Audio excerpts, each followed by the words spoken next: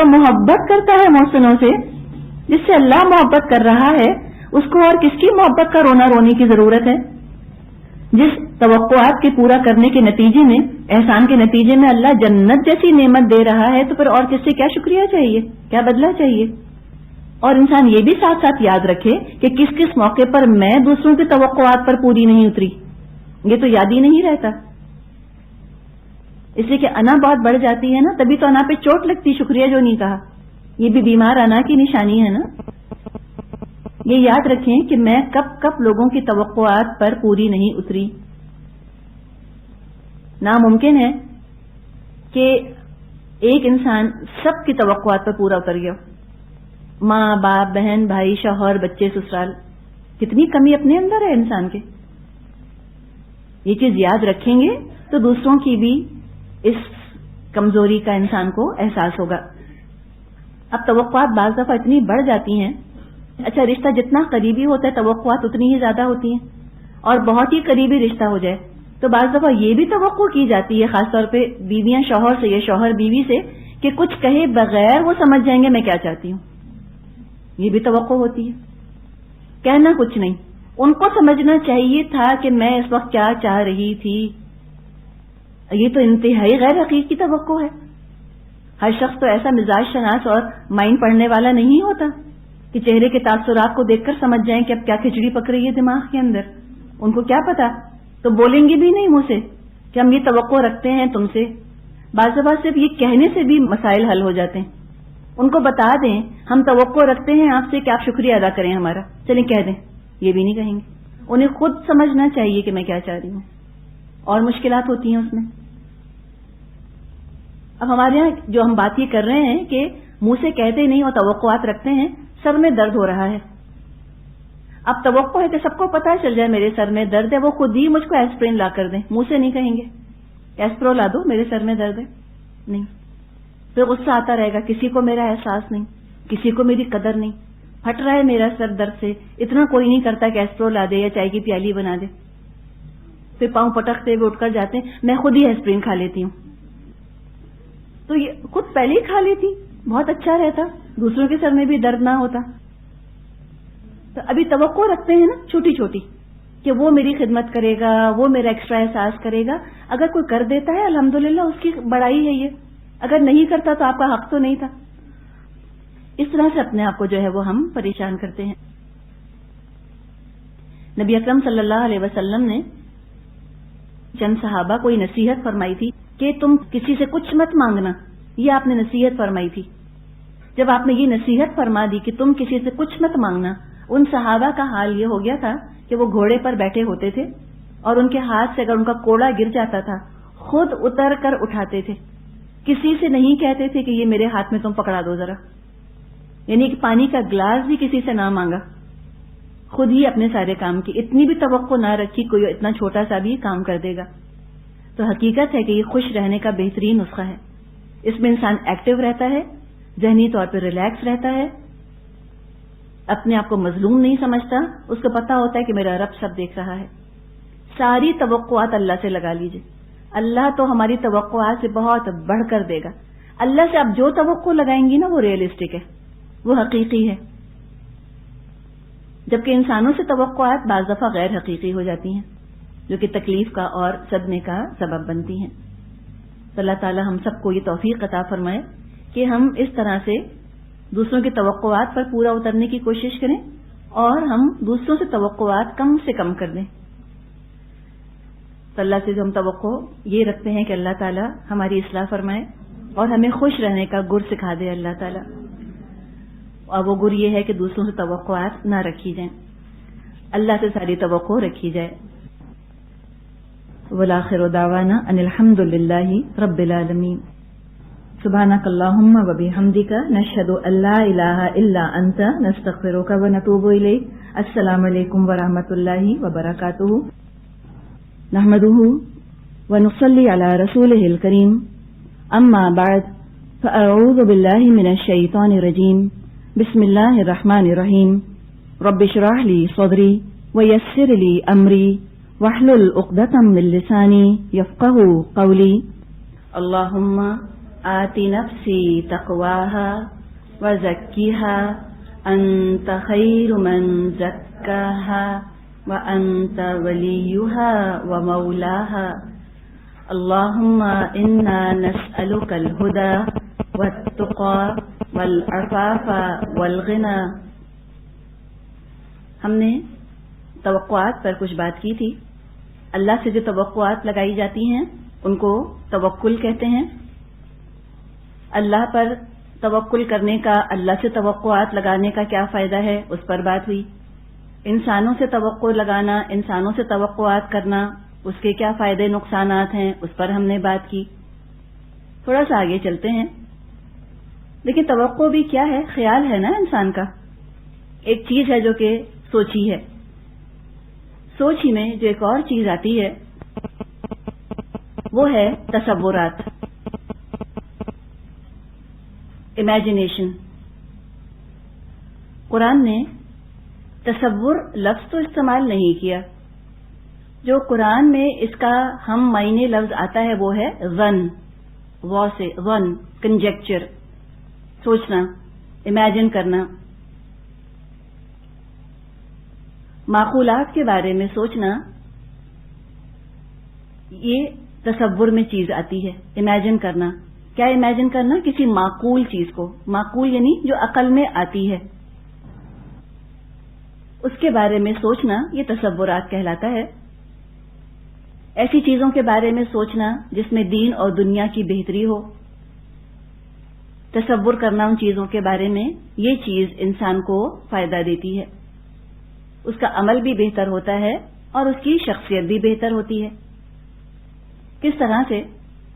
जैसे मिसाल के तौर पे हमने कुछ अर्सा पहले ताअज्जुज़ के ऊपर बात की थी। कुछ लोगों के अंदर ताअज्जुज़ होता है, एहसास कमतरी होता है। अगर कोई शख्स अपने अंदर से एहसास कमतरी को दूर करना चाहता है तो वो उस ऐप पर तवज्जो दे जो एहसास कमतरी का सबब बन रहा है। यानी कि हो सकता है ना कि कोई उसके अंदर ऐसी खराबी है, कोई ऐसी कमी है जिसकी वजह से वो ताअज्जुज़ का शिकार है। मिसाल के तौर पे कोई शख्स है, वो बहुत ज्यादा मोटा है और मोटापे की वजह से वो ताअज्जुज़ का शिकार है, तो क्या करे? उस ऐप को दूर करने की कोशिश करे कि वो ऐप उसमें से दूर हो जाए और उसका आगाज करे तसव्वुर से। इमेजिन करे अपने आप को कि मैं दुबला हो गया हूं, मेरा वजन कम हो गया है, तो वो चीज उसके जहन से निकलेगी। यानी उसको यह एहसास होगा कि इस वजह से मैं ताअज्जुज़ का शिकार हूं। अब जब ये चीज मेरे पास से चली गई, ये ऐप मुझसे दूर हो गया, तो ताअज्जुज़ भी दूर हो गया, ताअज्जुज़ भी चला गया। तो तसव्वुर से इब्तिदा की जा सकती है किसी भी अच्छे इरादे की, किसी भी अच्छे अमल की। तो अच्छा इरादा भी क्या है? तसव्वुर ही तो है, एक ख्याल है जो कि दिमाग में आया। तो इस तरह तसव्वुर की मदद से ताअज्जुज़ भी दूर होगा। फिर अगर किसी का गुस्सा तेज है, अब वो इस पर काबू पाना चाहता है, परेशान है अपने गुस्से के हाथों, गुस्सा उसकी शख्सियत को बदनुमा कर रहा है, ऐबदार कर रहा है, तो क्या करे? तसव्वुर में लेकर आए कि अब मैं गुस्सा नहीं करूंगी। तसव्वुर में लेकर आए अपने आप को कि मैं ठंडे मिजाज की हूं, और उन सूरत हाल को, उन सिचुएशंस को जहन में ले आए जब उसको गुस्सा आता है, उनमें से किसी एक का तसव्वुर करे। और फिर वो तसव्वुर में ये लेकर आए कि कोई मुझे गुस्सा दिला रहा है और मैं यूं करूंगी, मैं ऐसे कंट्रोल करूंगी अपने गुस्से को। प्रैक्टिस करें जहन के अंदर ही, रिहर्सल हो रही है अंदर ही अंदर। खुद को तसव्वुर में लेकर आए कि मुझे गुस्सा आ रहा है, फलां शख्स ये बात कह रहा है, लेकिन मैं खामोश हो गई हूं, मैं नहीं बोल रही, मैं फिर बैठ गई, मैंने पानी पी लिया। ये सोचे, ये जहनी रिहर्सल है। तो यूं समझें कि तसव्वुर या जन ऑटो सजेशन है। एक तरह से अपने आप को हम खुद सजेस्ट कर रहे हैं कि मैं इस वक्त पर इस तरह के रवैये का इजहार करूंगी, यूं बिहेव करूंगी, मेरा रवैया ऐसा होगा, मैं इस तरह अपने ऊपर काबू पाऊंगी। तो जब ये तसव्वुर में लेकर आते रहेंगे, जब वो सूरत हाल सामने आएगी, इंशाअल्लाह अल्लाह ने चाहा तो मुनासिब तरीके से रद्द अमल का इजहार होगा। आवाज बहुत ऊंची है, बहुत जोर से बोलते हैं, تصور میں لے کر آئیں کہ میں دھیمے لہجے میں بات کر رہی ہوں، میں آہستہ بات کر رہی ہوں، فلاں جگہ ہم بہت اونچی آواز میں بولتے ہیں، اب جب ہم فلاں جگہ جائیں گے ہم دھیمی آواز میں بات کریں گے۔ ذہنی طور پہ پہلے تیاری کریں، ذہنی طور پہ ریہرسل کریں، پھر انشاءاللہ یہ ہوگا کہ جب ریئل لائف سچویشن آئے گی، حقیقی صورتحال سامنے آئے گی، اس حقیقی صورتحال میں اپنی برائی، اپنی کمزوری پر قابو پانا بہت آسان ہو جائے گا، اس لیے کہ پہلے سے سوچ رہے تھے اس کے بارے میں۔ اب تصور میں لائیں کہ دو لوگ ہیں، غیبت کر رہے ہیں، اور یہ غیبت بہت بری لگ رہی ہے، اللہ نے منع کیا ہے غیبت کرنے سے۔ اب تصور کریں کہ میں بات کا رخ یوں بدلوں گی، میں اس بات کا ذکر شروع کر دوں گی، میں یہ کہوں گی، میں یہ کروں گی، تو لوگوں کی توجہ غیبت پر سے ہٹ جائے گی۔ یہ پہلے سے سوچیں تاکہ جب وہ صورتحال سامنے آئے تو آپ تیار ہوں اس کو ڈیل کرنے کے لیے، اس کو ہینڈل کرنے کی تیاری آپ کر چکی ہوں، تو صورتحال کو اچھی طرح سے پھر انسان ہینڈل کر لیتا ہے، اس سے نمٹ لیتا ہے۔ یہ جو بڑے کامیاب ایگزیکٹوز ہوتے ہیں ان کے بارے میں یہ کہا گیا ہے، سروے کیا گیا کہ اگر یہ کسی میٹنگ میں جا رہے ہیں، ان کی تو بڑی اہم بزنس میٹنگز ہوتی ہیں، اس میں یہ جا رہے ہیں تو یہ پہلے پوری میٹنگ کو دماغ میں لے آتے ہیں، کون کون آیا ہوا ہوگا، کیسے جو ہے وہ کانفرنس روم میں ہم بیٹھے ہوئے ہوں گے، یوں پانی کا گلاس رکھا ہے، میں یوں بیٹھا ہوں، اور اس کے بعد وہ پوری پریکٹس کر لیتے ہیں کہ مجھے کیا کہنا ہوگا، میں کہاں پاز کروں گا، پھر میں کیسے بولوں گا، پورا یہ سب کچھ تصور میں لے آتے ہیں۔ تو جب یہ اس طرح ذہنی طور پہ تیار ہو کے تصور کر کے اس میٹنگ میں پہنچیں گے تو یقیناً تیاری بہت اچھی ہوگی۔ بعض دفعہ لوگ تصور میں پری ایمپٹ کر لیتے ہیں، پری ایمپٹ لفظ استعمال کرتے ہیں نا، پری ایمپٹ کیا؟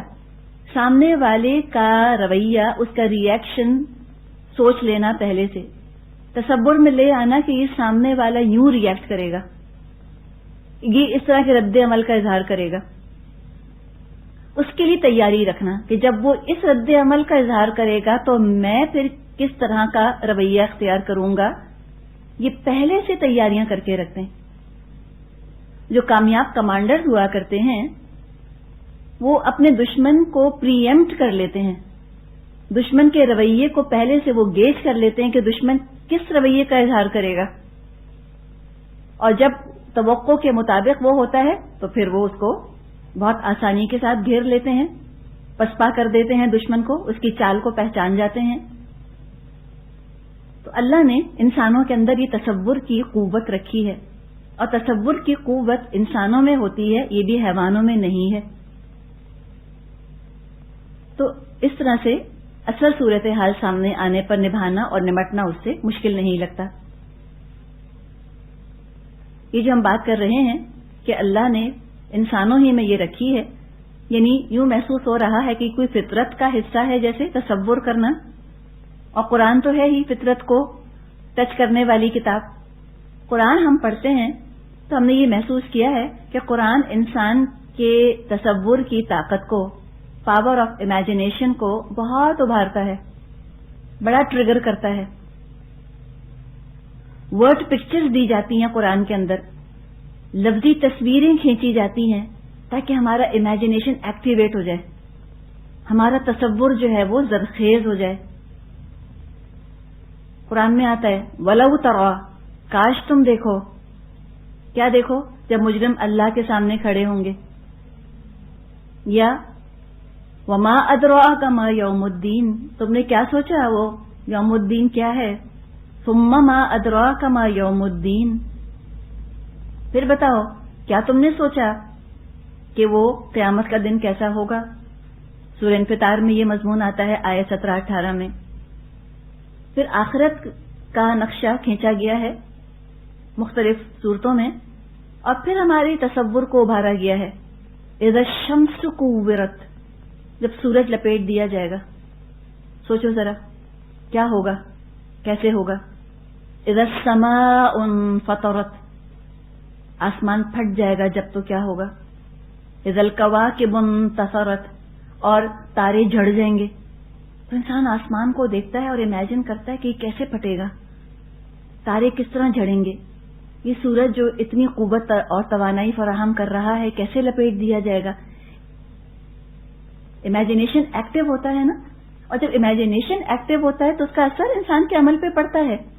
تصورات کا اثر، اس کا امپیکٹ عمل پہ پڑتا ہے. تو جب تصور میں انسان قیامت کو لے کر آتا ہے تو قیامت کی تیاری کرنے میں یہ چیز مددگار ثابت ہوتی ہے. پھر اللہ تعالیٰ نے جنت اور جہنم کا کیسا نقشہ کھینچا ہے، ہماری تصور کی آنکھ کو اجاگر کیا گیا، اس کو روشن کیا گیا. تم ذرا سوچو کیسی ہے جنت. سورہ رحمان میں تو کتنا حسین نقشہ کھینچا گیا ہے. وَمِن دُونِهِمَا جَنَّتَانِ، 2 باغ تو ہیں ہی، اس کے علاوہ پھر اور 2 باغ ہیں.